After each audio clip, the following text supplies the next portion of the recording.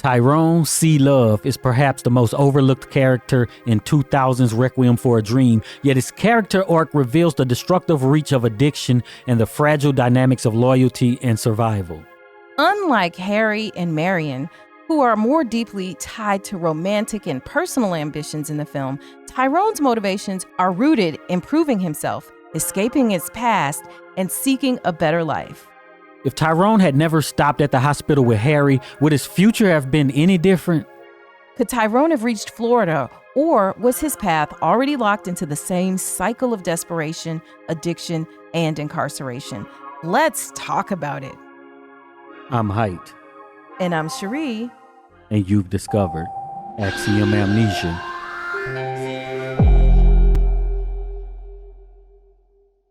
We want to thank all of the supporters who helped to make this video possible.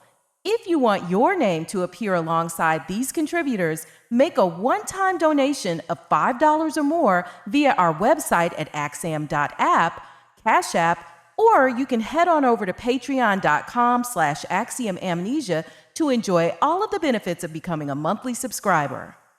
The executive producer of this video is R. Jones, who requested this film through Axiom Amnesia's Deep Dive on Demand program that we'll tell you more about later. There will be spoilers if you haven't seen this film. We're going to spoil it for you, but it's an amazing film you don't want to miss. Yeah, this was always like one of your favorites that you would love to watch anytime we would scroll past our list of movies. You would say, let's watch that. But let's talk about a little background of the film. It was directed by Darren Aronofsky, and it was based on the 1978 novel by Hubert Selby Jr. And it is noted for its intense editing style, its disturbing imagery, and Clint Mansell's haunting score. That you love that score. The director, though, Darren Aronofsky, he basically coined this term, the hip hop edit, basically, or hip hop cut, right? Because he's from hip hop videos. There are a lot of fast cuts in the videos, and that was combined with these sound effects here in this film, and then it just, Yeah, but like just amazing. The score is amazing. The score, that's just untouched. That's probably the best score ever.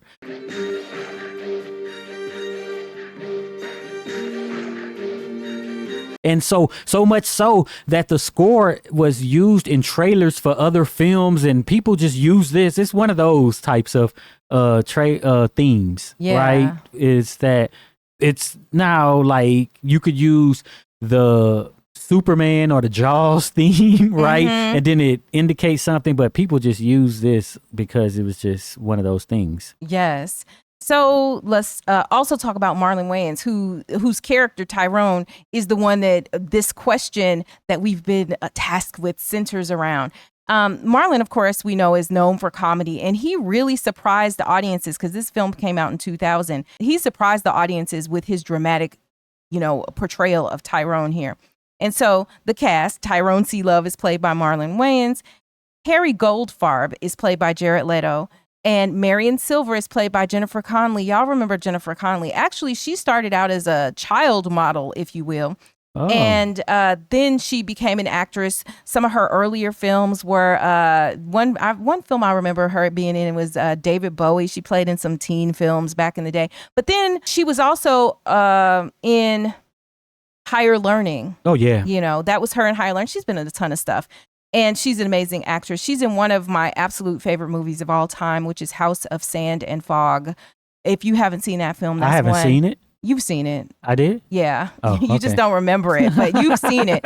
Yes. And so if you haven't seen that movie, you should. And then Sarah Goldfarb, who is Harry's mother, is played by Ellen Burstyn. And Ellen Burstyn is like an old school actress who's been around a long time and is very she won an Oscar, accomplished. right? I believe so, but I don't know for what.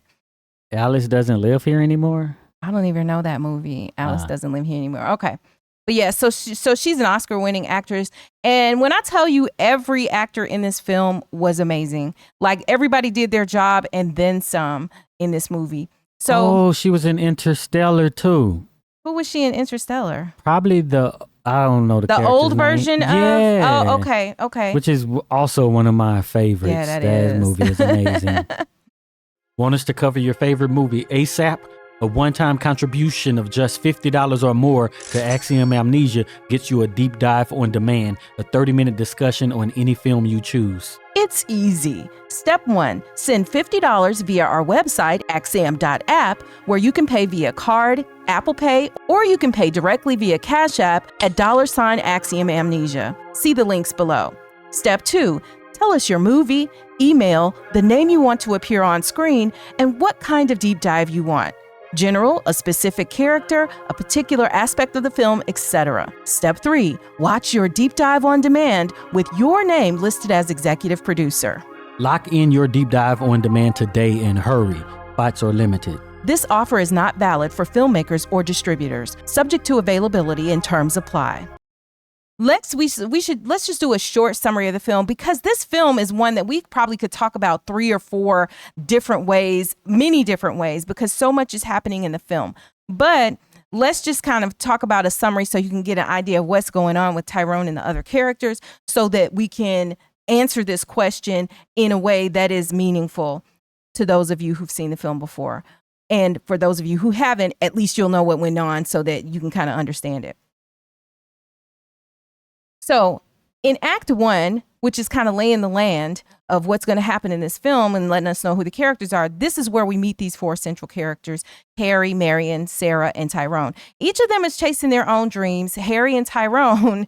Now, all of these people are, spoiler, they all are using drugs in one way or another. Now, you have Harry, Tyrone, Marion, who are doing hard stuff, right? They're the younger ones. And Harry and Marion are a couple with each other. So then Tyrone and Harry, they come up with this idea that they're going to use dealing, because they're like, hey, we might as well flip some of this, right? As a way to, rise above their circumstances and make some money. And Marion, she wants to be a success in fashion, which is actually her family business, but she wants to have her own, place where she's making her fashions and selling them. And so then you have Sarah, who's the mother, who's Harry's mother, and she would just wants recognition by appearing on TV. So she wants to be seen. And so then in Act 2, we see their lives, all of their lives, begin to kind of spiral as these addictions take control. Because what happens is, we told you that the other characters were on the hard stuff. So Sarah, who is Harry's mother, wants to lose some weight so that for when she goes on this TV show that she thinks she's going to make it on, right? And so she winds up going to this doctor who prescribes medication for her, which is basically like speed, for her to lose weight. And of course, she starts to lose weight, but it's also making her, addicted and, acting wild as a result of this, right? And so she's spiraling. They're all spiraling now from these different things. But the thing about Sarah is that she doesn't realize going in that this is what she's doing, right? She's just like, these pills are going to make me lose weight, And then before you know it, it's too late. Part of what happens is that Harry and Tyrone, they start to make money, doing their flipping. But then there's like this street war that happens. And then the person who has the supply decides they're going to hold the supply back so that, to basically strangle out any other dealers and people who are selling and whatever. So they won't have the supplies to be able to do what they need to do. And they are victims of this from their little, small business where they're taking it and they're cutting it and doing whatever, right? So they decide, hey, we're going to ultimately have to go to Florida to just buy it directly. So this is why you see Harry and Tyrone going to Florida. And so what happens on the way to Florida is that Harry's arm is infected because, he's shooting up, and he continues to shoot up in there. Harry's arm is infected, and they got to stop at this hospital while they're on the way to Florida they live in New York, right? And then the addiction is exposed because the doctor calls the police. They both get arrested and, are thrown in jail or whatever. And then Tyrone, who is this young black man, he's further humiliated and like brutalized or whatever behind bars. But ultimately, what happens to Harry is he, gets really sick because his arm is infected. Ultimately, he winds up coming out of there and they take him to the hospital where they have to chop off his arm and stuff. So like the end of the movie is just like really brutal because Harry's mother winds up, tweaking out and being on the street by herself with these diet pills she's been taking. Then she's in a mental institution where she winds up being locked up and staying there, and they got her hooked up to electrodes, trying to give her shock therapy. Just all kind of wild stuff happens in this movie. And then, unfortunately, Marion is left to prostitute herself, to get her fix on. And it's just wild. So this is what happens in the movie. But the crux of what we want to talk about is this sequence of events where Tyrone and Harry are headed to Florida. Tyrone has already told Harry, hey, don't shoot up in that hole in your arm that's messed up. But Harry doesn't listen, and he does it anyway. At the end of the day, if you see Harry's arm, it don't matter if he shoot up in it or not. He's going to soon be very sick if he doesn't get to a hospital, So that's really what happens. So in the end, the movie ends pretty much with everybody being messed up as a result. Nobody dies, but still, they're all messed up. So what was your impression of the movie? I know you love it. The movie in general? Yeah. Well, I could go on for hours about just the movie in general. Yeah. I have actually more appreciation for the movie watching it and paying very close attention now. I had watched it casually. I knew you watched it and I was familiar with kind of what had happened in the film, but I would always just kind of casually just, play my phone, watch it, but I really paid a lot of attention because of the question this time. And, that let me get a lot more out of the movie than just the casual watch. Yeah, so you had the drug trade up in New York, and then the Italians and the blacks were warring, right? So they were getting, because Tyrone's black, Tyrone was getting, he had a hookup or connect with some black folks, right? So then when that war jumped off, then the people who really was moving the weight into New York weren't allowing there to, be any shipments to New York. So they decided that, hey, we just going to go down to Florida, right? Because, they had a connect who could tell them, where to go to Florida to get it. But I don't know why they need to do all of that, right? Because they were really trying to get toe up, basically, right? They were trying to get high, right? But then they had these aspirations, this dream, right, of making it big, right? Because they saw some success, but that's her whole question of, don't get high on your own supply. Yeah, because I was like, why would you think that you're not going to smoke it up, which ultimately, or shoot it up or whatever? Because that's ultimately what happens, right? They start digging into the stash. Right. So they were very desperate because there was a drought. They were very desperate. And they started driving down south. So they were in a desperate situation. They're trying to go down south. But the first mistake, right, was they got high on the way because they're desperate. They're addicts. They need this stuff, right? So they did that, and he shot up in that arm. And then the thing that's not necessarily written till later on is that the judgment and the racism of the South. Right. So there was no understanding of drug abuse, and all of this in the same way that we think of it today.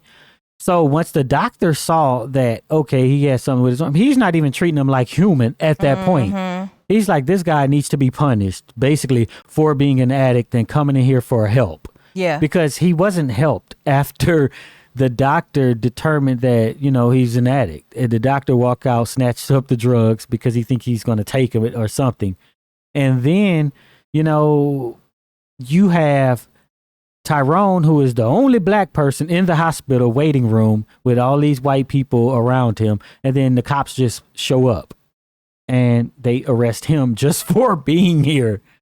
And it doesn't matter what he did or didn't do, just by the fact that he was black and they can arrest him and lock him up forever, because we know the history of policing of black people in the United States. Yep. So that's what gets Tyrone locked up. Yes. So when we look at one of the first questions that I asked you after the fact was like, what is a requiem? And you guys, I literally looked over at him and asked him this question, and he was like, yeah, he had the definition of a requiem. But I'm sure a lot of you guys, just like me, might not have off the top of your head known what a requiem was. So especially in the Roman Catholic Church, a requiem is actually a mass for the repose of souls of the dead, like a mass or a ceremony where people are going to honor and pray for the dead person, which is a requiem mass, right? And then if it's a piece of music that's written for that ceremony, then they'll call it, like a requiem, right? But it also can just be an act or a token of remembrance. So when you look at the title of this film, Requiem for a Dream, it's like saying or using that word almost like remembering a dream or like an ode or to observing the death of that dream. Yeah. But so the thing is, that music too, the score in here is amazing, right? So in that sense, that's point on. But so what are the dreams of the characters, right? You had Sarah, who wants to be on TV. Mm-hmm. So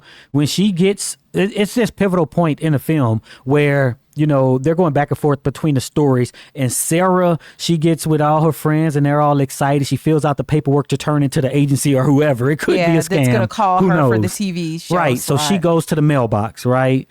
So, but then we have Tyrone, who is plotting with Harry, right, to make it big and get a package to sell, right? And Tyrone, he go and he picks up the stuff, right? Mm-hmm. We all get these situations where, this thing is about to happen for us, right? Yeah, we on the verge. So they get the package and everything, right? And then you have Miriam, who afterward, a little time after they start to bring in the money, now they're starting to open her shop, right? Because she is like, I don't know what you call them, a seamstress. She makes clothes and stuff. Yeah, and they're she's opening a designer. A boutique, right? And then that's her dream, right? So we get to a point where these people all have these dreams and they have to do these things to fulfill those dreams. And then they all have these addictions. Yeah. And that's getting in the way. The dream is crushed and killed by the end of the film for all of them. Everybody.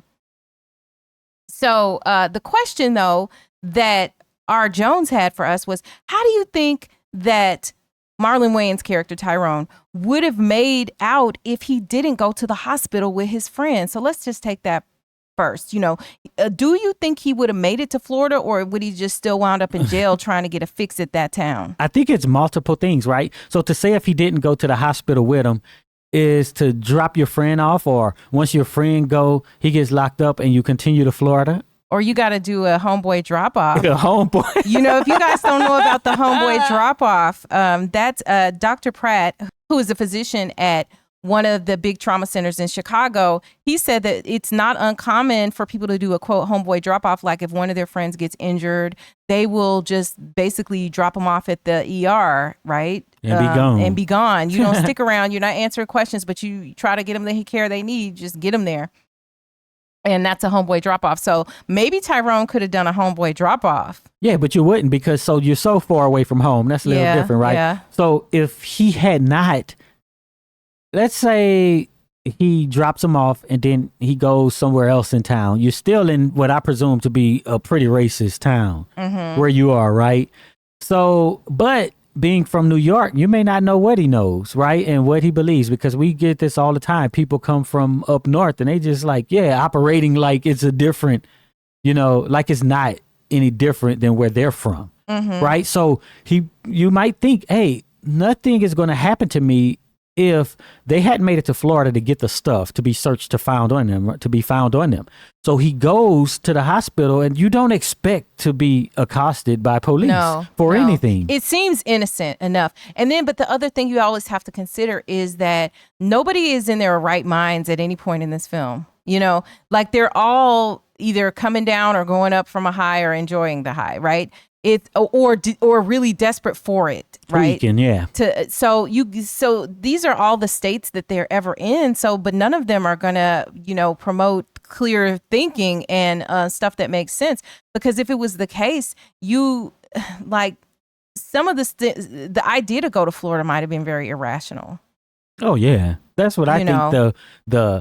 To take a step further back, right? Because really, you're just trying to get fixed. It's like, is it impossible for them to get jobs? They're like, kill two birds with one stone. We're going to use it and we're going to sell it. And then the selling of it will make us able to use it. Because let's talk about how this film opens basically with Harry at his mother's house, trying to yank her TV set. It's literally a TV set. Take it to the pawn shop. And right, and it's not the first time that he's done this. And he pawns it over and over, and the mother goes and gets it over and over. Yeah, and he's doing it for himself and Tyrone, right? Right. And then he has the girlfriend too. So Harry has these two folks whose habit he has to support as well. But it's never brought up in the film to know their situation of why they don't have money. So the thing is that there's this drought. There is nothing. They drove far enough away out of New York to be able to so-called score, right? So what they were missing was the money part, but they had enough to buy a big enough amount to have to go to Florida and to pay for the gas and stuff, right? Yeah. So you could probably wait out a drought like that. You know what I'm saying? Because Marion done whatever she had to do with Arnold to be able to give him this large sum of money. And let's say they maybe drove, I don't know, an hour, a couple hours every once in a while for their fix. Right? But they still had this dream, and it's the dream attached to the addiction. Like, is that part of it an addiction as well? Because we see with Sarah that her urge, she addicted to the television, right? Harry even said it, and her urge to be seen, attention, and wanting to be on TV could be seen as an addiction. And can the urge to want to make it big, right, also be an addiction? He wanted the approval of his mother. He wanted to make her proud. You know, these sorts of things is what drives them, like you say, maybe not in a clear state of mind, to want to go to Florida and do this when you need a fix. Is what you're looking for. Yeah. But they drove wherever. You know, however far at least 600 miles away. they got a ways away from home. But then, Harry's sick and Harry needs help. And, his friend is Tyrone. Like, he's not going to just dump him out on the side of the road. Right. He's going to take care of him. But let's say they somehow hey, we lock up addicted folks, right? If the physician calls on Harry and Harry gets arrested and Tyrone doesn't, then what does Tyrone do, right? Because that's another part of if he never stopped at the hospital with him or even stayed. Right. Well, the problem with that is that they were codependent. See, because that's another thing you see. It sort of reminds me of how Bubbles and I forget his friend's name in The Wire, right?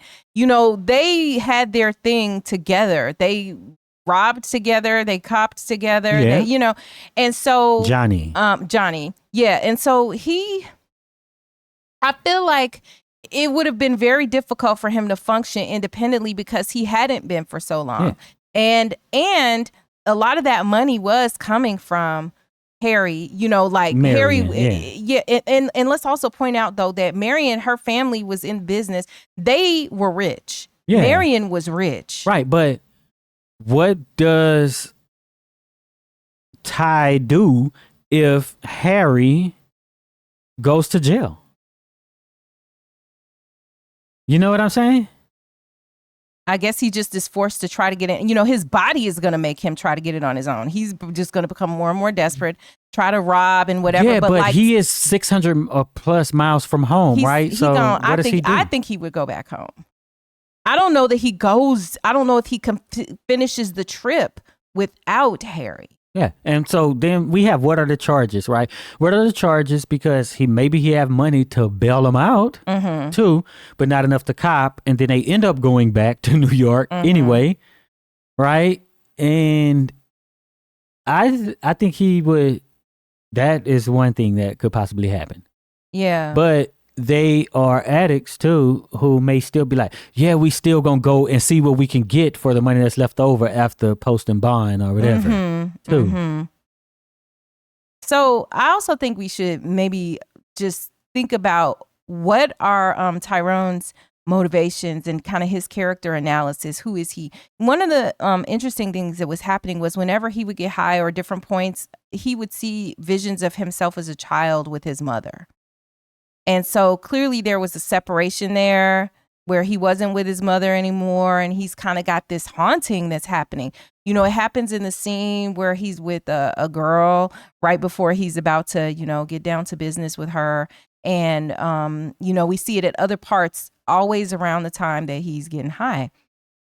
And I was unclear on exactly what happened, you know, but she was telling him comforting things. She was the comfort, and maybe that's why he would only see her when he would get high, you know, is because that was comforting to him. That was when he's able to see her, you know, and depending on what may have happened, and go to the comments and let us know if we missed something, and that if. No, I don't think it's shown. I just think yeah, because I feel. Does it matter what happened? Well, so my question is she alive in some place? But she was like, look, you addicted. I can't, you know, you around here stealing my TV and we ain't gonna have it. Or did she die? Right. And that this addiction could be related to the grief. I conclude that she died, right? Because all the memories are as a small child, right? It's not like, you know, he got addicted at 16. Like, we don't see that. We see a small child. And I don't know if it could be mother or grandmother. Yeah. And I think this is like, this film really speaks to like the frailty of the human condition, where a thing can happen to a person, a trauma or all sorts of things that just make it where the person has difficulty being able to move forward soberly, you know, with a sober mind. And so then they're self-medicating in one way or the other. And the other thing that had happened, because I think about Sarah, Harry's mother, she was lonely because his father had died. So she was alone after that. And, you know, then you get her desire to be seen, her addiction to the TV, and to then ultimately to these diet pills, trying to kind of reminisce about the past. And, you know, the film, I said that the film ends with everybody in a jacked up state, but actually what happens is it's like this fantasy that winds up happening where Sarah and Harry are on this stupid game show that she loves so much. And they're on there and they tell each other that they love each other. Like, that's one of the last things that happens in the film. And I don't think anybody questioned whether they loved each other, you know, but he had Marion his mother. Did. Well, yeah. So Marion was like, so. Marion being Harry's girlfriend. Yeah, Harry's girlfriend. She is like, oh, you really love the old lady or whatever. Oh. And then Harry's like, I guess I do. You know, because he wasn't thinking about his, you know, he probably just didn't think about his love for his mother like that all the time. But obviously he was still coming around for more than just, you know, when he got some money, he was like, I'm gonna buy you a new TV set because I done stole your other one so much. Yeah. You know. But he was missing someone too, though. His father. Yeah. I presume that was his father. Yeah. Yeah. Seymour. So again, we have characters where there's a grief. I'm not sure what happened to Marion, you know, Jennifer Connelly's But they character. all seem like, so he's missing Seymour. Tyrone is missing his mother, possibly.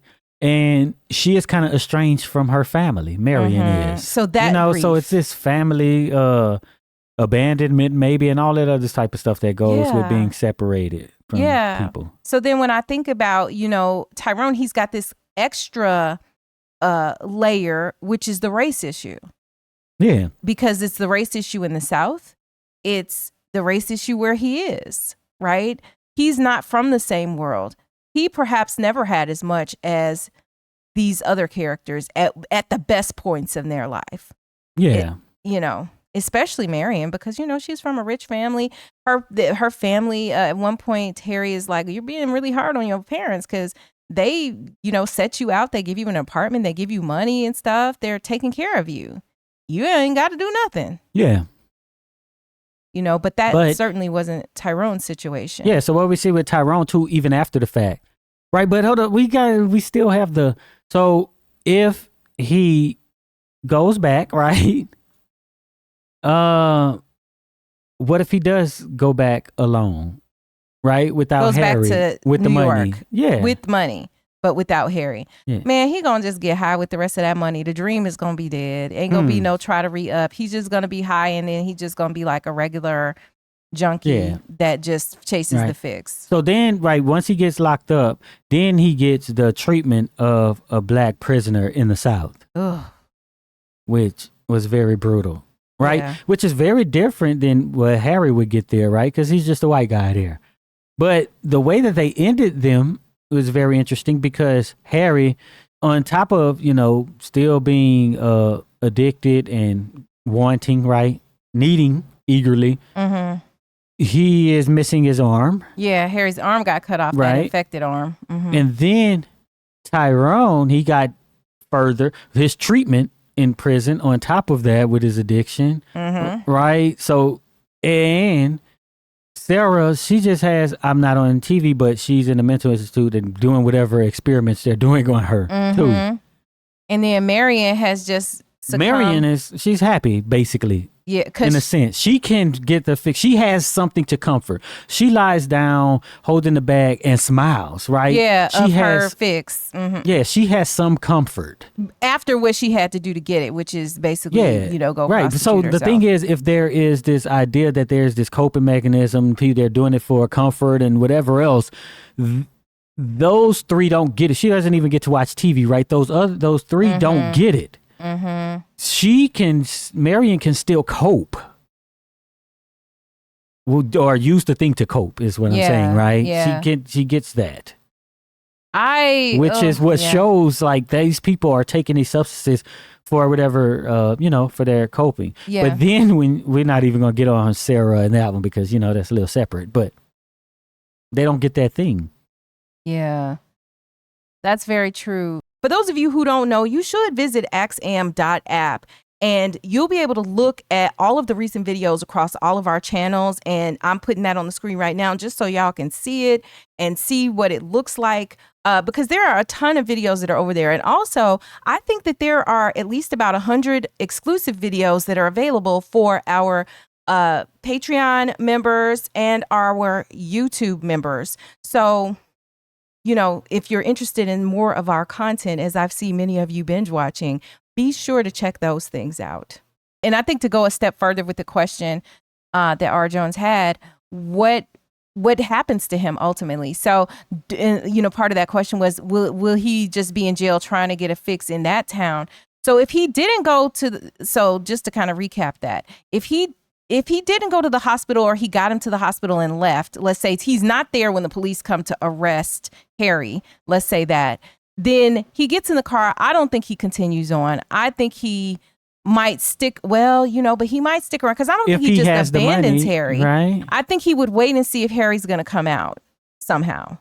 And then once it's evident that Harry isn't coming out or he sees Harry getting carted off to jail, let's say he went up the street and was watching, then he goes back to New York. That's what I think would happen. What ultimately happens, right? Well, after jail.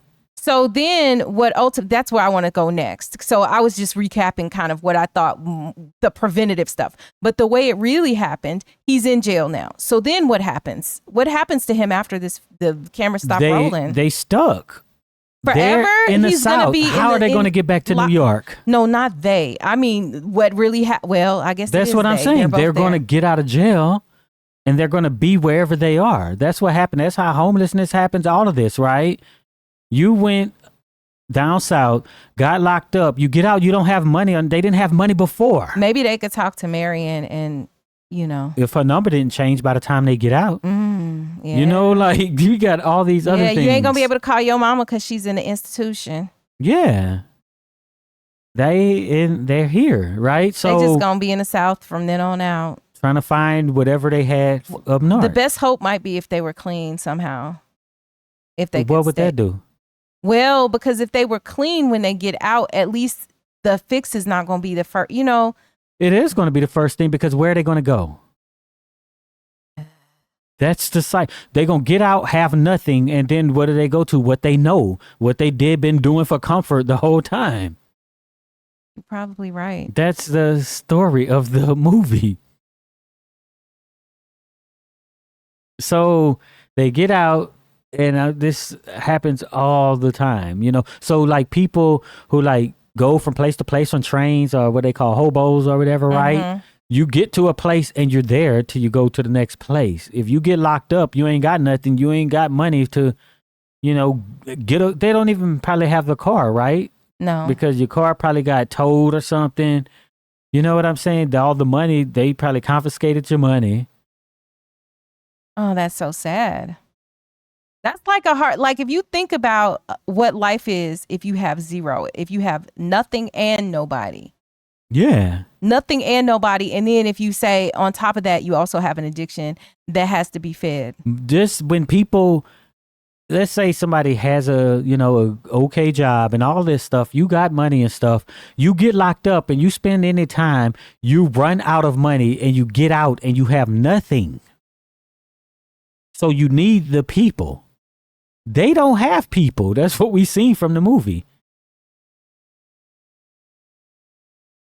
That's all they have. All people have when they get out. People to hopefully give you some grace or something, let you live there, let you eat, the little things that we all take for granted, right? But then they have another need on top of that people ain't going to want to help them with is their addiction. Like if you have somebody like this, they come out, have nothing, and they shaking like, I need a hit. People be like, I'm not going to support your addiction when your addiction is a need or it's like medication. Yeah. It's tough. But just simply not going to the hospital doesn't save Tyrone because he's addicted.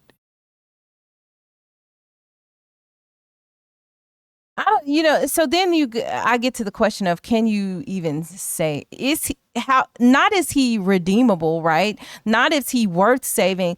What is a practical way that anybody could, like, how obviously he would have to get clean, but how does he get clean from where he is? It depends on your charges and everything too. How long are they going to be locked up? So you could get, I don't know, a halfway house sort of a situation, get into a program, right? Somehow get a job where you are. You're not going back to New York. Start a life there. Because they're going to go cold turkey. And if they survive that, right? Then maybe they could start working and stuff where they are, but it's going to be tough. And then maybe transition to a regular life and trying to stay off of the substances. That's the best case I see from where they are. But Harry, he's missing an arm. Maybe he gets some disability and stuff from that.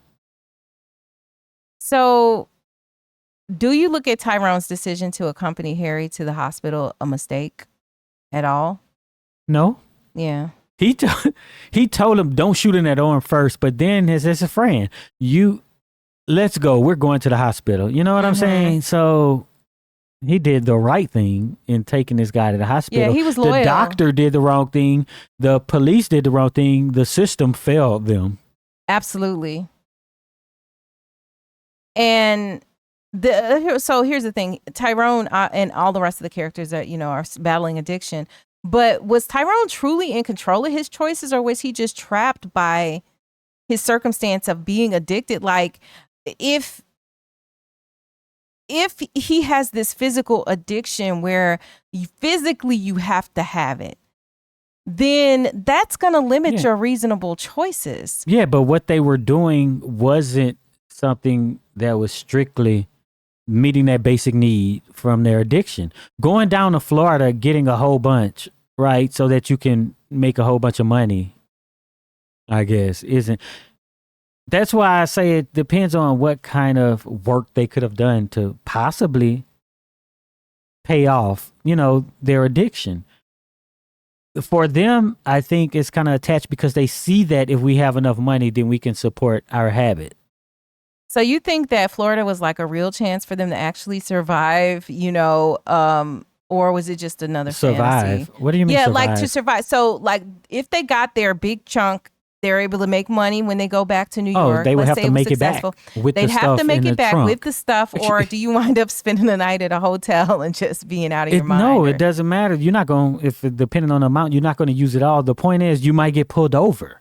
Yeah. You got, I don't know how far it is, probably 1,500 miles or something. But let's say they make it back. Like, what does that do for it doesn't really, it buys them time. But right? We see people who have money who can live with their addiction for a long time and nobody noticed. When they had money, everything was fine. They look cool. He goes see the mama. The mama's like, he's so successful. but he still has the same addiction as somebody who does not have the money. But we look at them totally different. That's true. That is true. It's back to the economic system that we always bring up. It looks totally different when you broke versus when you have a little something. Is it different to be addicted if you're Black? I don't know. Is your way out different? Is way out your way out of the addiction? Is your survival of it like different than if you were another race, or is it basically all the same? Like, I guess it's like the intersectionality of addiction and race. You know, just like what you said, the perception of if you have money, but also the perception might be different. More empathy towards somebody because of their race. Well, we saw and what addiction. happened to Sarah, right? She was on the train and all this and went to this place and they sent her to a mental institution. Yeah, right? And it depends on the drug. But we know who's policed, right? So if Harry is holding the stuff versus Tyrone is getting frisked. Yeah. Right? Yeah. So you have that part. But, I think about that too. Yeah. And you have how you would be policed after. If they both get caught, they're getting different sentences, different treatment. Mm-hmm. Like we even saw in the South. They were still treated differently.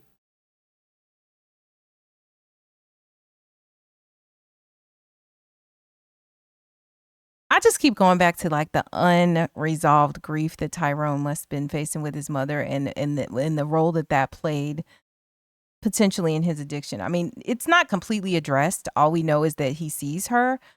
But I think about somebody I read, or maybe it was somebody on Facebook or something, but they were talking about grief and I forgot, but they had a close family member who had passed away. And they were saying that they only see them in their dreams and that it made them want to sleep a lot. Because, and what does that mean to only see them in their dreams? Like, they felt that they had them back when they were dreaming. So they wanted to sleep a lot. And I'm thinking, obviously, too, the depression would make you want to sleep a lot. But when they would dream, they would have vivid dreams about this relative. So it makes you want to go like to sleep so you could be with them.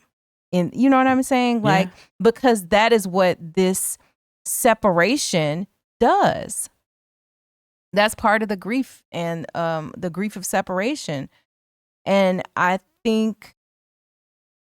just think we can't underestimate the role of these different types of grief of separation, whether it's death, whether it's maybe like Marion's family, where you just separated from your family and you want stuff to be right, but they can't, the toll that takes on individuals and how they cope with it, Yeah. But to kind of round back out to the question that we were discussing, would it have made a difference if he didn't stop there? Maybe. If he didn't go in the hospital, maybe he avoids getting arrested right there at that moment. But the trajectory is just spiraling down. What if Harry had gotten seen before that? Right? If an intervention and his infection because we're way down the line now when it got like this. If his infection didn't get that bad. Yeah. But so what I don't... Oh, remember I was like, this reminds me of a movie. I think it was The Corner where this happened. Oh, you might be right. Yeah.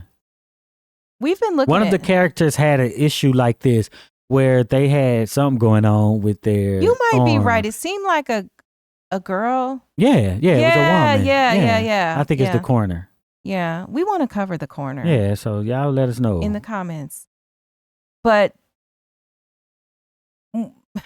this is just such a sad, like there's hopeful aspects of it, but this is such a sad story. And the thing that makes me the saddest is actually not the addiction itself and the kind of unfortunate events that you see portrayed, but like the stuff that led to it. The stuff that led to the need to escape in the first place. But I'm glad I was kind of prompted to pay closer attention to this. And also, neither of us have read the novel. Just for I didn't even know a novel existed. Yeah, it wasn't until based on a novel. Okay, I didn't know that. But I don't read a lot of fiction. I I love fiction. I could just say I don't read fiction. Yeah, you really don't. Everything is pretty much nonfiction. But do you think, one last question, I guess, on Tyrone, but do you think that the way he ends up, he's still in jail and all that, is that a critique of the criminal justice system, or is it a personal failure? What do you mean, a critique from the filmmaker? Yeah. Or is the filmmaker saying it's a personal failure? Like, look, because you saw how the jailer treated Tyrone, right? So sort of like when it was a bunch of systematic things, right? So when the medical stuff, right? When the doctor was prescribing stuff to Sarah, he didn't even look at her. He just walked in. I see you have a weight problem. Yeah. Right? But he never even looked at her. 50 pounds, no problem. Yeah. Right? So then when the other doctor comes, you treat the patient as a criminal, right? Because of something going on with their arm. And then once they locked up, it's, now you got to do this prison labor stuff, and then you're getting berated and all this other stuff by the director because you know what this movie made me think of? Because he was that character, I believe. This movie made me think of that video that I sent you on somewhere on social media that talks about what it's like for somebody who's schizophrenic. Yeah. It reminds me of that because somebody designed, I don't know if that's a whole app or whatever, but anyway, there's a video that's supposed to show you, a person who doesn't have schizophrenia, what it's like for a person. And it was like what they see and hear. So you're hearing voices and you're seeing these squiggly things floating throughout the air. And and I was like, I can't imagine if that's what every day was like, and you're hearing and seeing things, you don't know what's real and what's not. And, what was depicted as far as being high off of some of these drugs was much the same, with like hallucinations and hearing things, seeing things, and breaking from reality, and, all of that stuff. And even those experiences seem like they would be enough to drive you over the deep end, Yeah. So that's what we saw with Sarah, though, right? We saw her psychosis or whatever was going on with her, but that was. And I mean, maybe even to some degree with Tyrone, right? Because he would start seeing his mama, although I think that's more of like a daydream they were showing us with that, right? Yeah, or like gazing off into into the distance, and then you kind of have that happen. But so we got to thank the executive producer, R. Jones. Thank you so very much for having us look at this film a little bit more closely. We appreciate your support for the channels more than you know. And I'm glad we got a chance to look at this movie again. And we should really do more videos on this movie and possibly just go through it and do just some like extensive, some crazy extensive deep dive. Because I really want to talk about Marion and the, diet thing. I want to talk about that. Not Marion.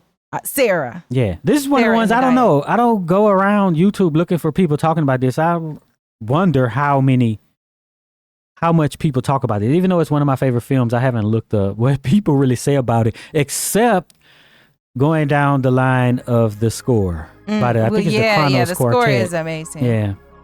If you made it this far, type Free Tyrone in the comments so we'll know you're one of the real ones who stick around to the end. And be sure to check out one of our videos that's on the screen right now. And also be sure to visit axiom.app, where you'll find all of our recent videos on all of our channels in one place, and you'll have links to be able to look at them here on YouTube.